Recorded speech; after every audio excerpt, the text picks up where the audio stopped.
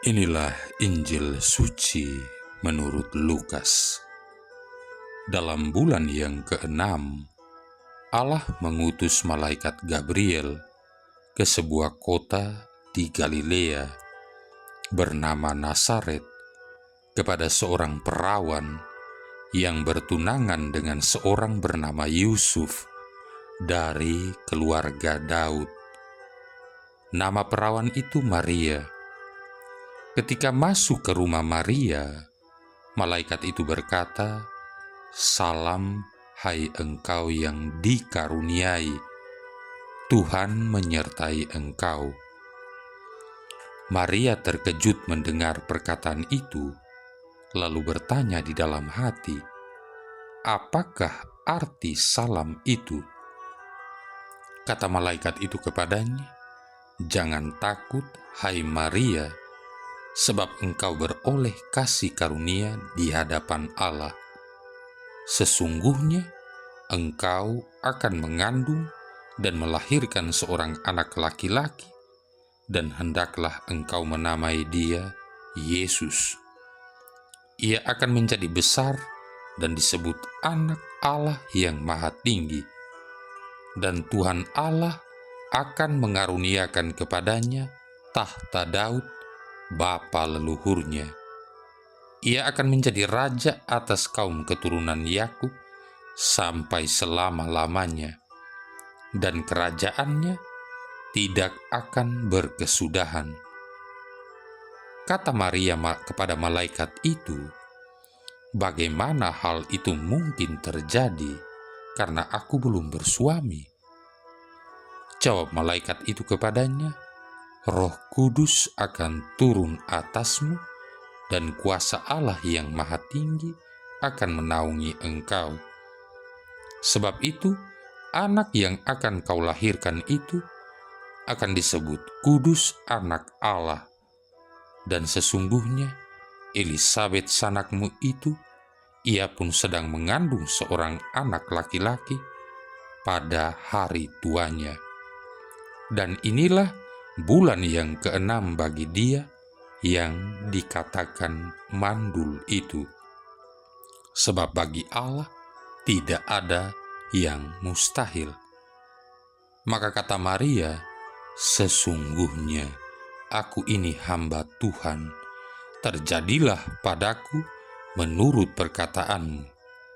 Lalu malaikat itu meninggalkan Maria. Demikianlah sabda Tuhan. Saudara-saudari yang terkasih, jadilah padaku menurut perkataanmu itu. Fiat mihi secundum verbum tuum.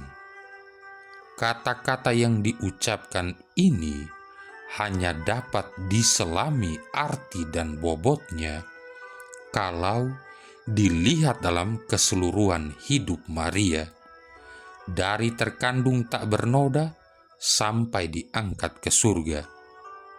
Maria sudah disiapkan oleh Tuhan sendiri untuk menerima Mesias yang menentukan keselamatan seluruh dunia. Karena itu, Santo Bernardus terhadap totalitas jawaban iman Maria ini menulis demikian: "Seluruh umat manusia menunggu jawabanmu, ya Santa Perawan Bunda Allah, karena harga keselamatan kami ada di tanganmu. Jika engkau setuju, segera akan dibebaskanlah kami. Di dalam sabda Allah yang kekal, kami telah diciptakan, namun kini kami mati karena dosa leluhur kami. Dengan jawaban singkat darimu, jadilah padaku menurut perkataanmu itu, kami semua pun kini dapat hidup dan kembali ke dalam cinta mesra Allah Tritunggal." Dan Maria memberikan jawaban itu, jawaban yang menghubungkan kembali Tuhan dan manusia, surga dan bumi, abad-abad kelam yang dikuasai dosa dengan abad-abad terang setelah penebusan. Pengertian dan penangkapan yang begitu tinggi, dalam, luas, dan panjang akan tawaran kasih Allah hanya terjadi pada Maria yang memang telah disiapkan sejak semula tanpa dosa. Saudara-saudari yang terkasih, kesediaan Maria, jadilah padaku menurut perkataanmu itu, begitu gamblang, tembus terang, terbuka dari awal sampai akhir, tanpa satu titik syarat yang membayangi kesediaan tadi. Semua dalam hidup Maria selanjutnya terlaksana sempurna menurut janji kata semula.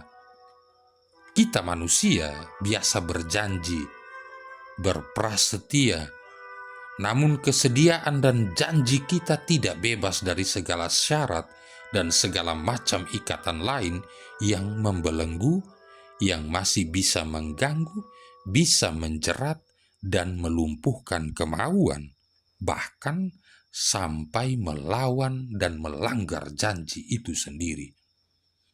Maria sebaliknya dalam segala peristiwa, Betlehem, Nazaret, Kalvari, salib, dan kebangkitan, mencapai ketinggian sempurna dalam semua tanggapannya terhadap rahmat dan cinta Allah. Dan dengan kedatangan Roh Kudus, Ratu semua orang beriman ini bertumbuh semarak sebagai ibu gereja yang setelah purna pengabdiannya di dunia mendapatkan tempat di sisi putranya dengan diangkat ke surga. Saudara-saudari yang terkasih, Maria dengan semua pengalaman dan peristiwa-peristiwa beruntun terangkat mengatasi dunia di mana ia berpijak. Ia menjadi tempat pertemuan sejarah, yakni harapan masa lampau, puncak masa kini, dan limpahan tak ada habisnya ke masa depan, untuk menjadi penyalur rahmat dan kehidupan dari Allah. Ia menjadi bunda penolong abadi. Ia dijadikan teladan tumpuan masa kini dan masa mendatang, di mana dengan hidupnya ia ikut menggariskan batas, kebesaran, dan kemuliaan pada pihaknya, karena ia berpaut pada Allah sebagai hamba dalam kerendahan hati. Kebenaran sikap Maria yang taat dalam segala-galanya mengundang curahan rahmat, anugerah, dan karunia yang tak habis-habisnya. Disinilah kita sekalian diajak untuk mencontohi teladan iman Maria. Saudara-saudari yang terkasih, Maria mengajar kita dengan hidupnya. Jawaban imannya dilaksanakan secara total dalam hidupnya. Karena itu sebagai bunda penolong, bunda pemegang misteri gembira, sedih, mulia, dan terang, ia merangkum seluruh siara hidup manusia ke dalam jejak-jejak perjalanan misteri putranya. Maria adalah Pieta, ibu yang memangku putra dalam kematian, serentak menjadi tumpuan bagi kita semua yang sedang bersiara menuju Allah. Maria juga adalah Maristela, sang bintang laut, penunjuk jalan yang senantiasa mendampingi perjuangan hidup kita. Namun ia juga mengingatkan kita bahwa Tuhan mencerai-beraikan orang yang congkak hati, menurunkan yang berkuasa, menyuruh orang yang kaya pergi dengan tangan hampa, tetapi melimpahkan segala yang baik bagi semua yang taat kepada Allah. Sebagai penolong, Maria adalah penunjuk jalan yang mengajak kita untuk memilih jalannya agar hidup kita penuh kidung sukacita dan bahagia sampai bersama Dia masuk dalam kemuliaan surgawi. Marilah berdoa. Allah Bapa Mahaluhur, Santa Perawan Maria, telah menerima kabar malaikat dan mengandung putramu berkat kuasa Roh Kudus. Semoga kami mengikuti teladan Santa Perawan Maria dan mentaati kehendak-Mu dengan rendah hati. Dengan pengantaran Yesus Kristus Putramu Tuhan kami, yang bersama dengan Dikau dan Roh Kudus hidup dan berkuasa, satu Allah sepanjang segala masa. Tuhan memberkati kita sekalian, Bapa, Putra, dan Roh Kudus.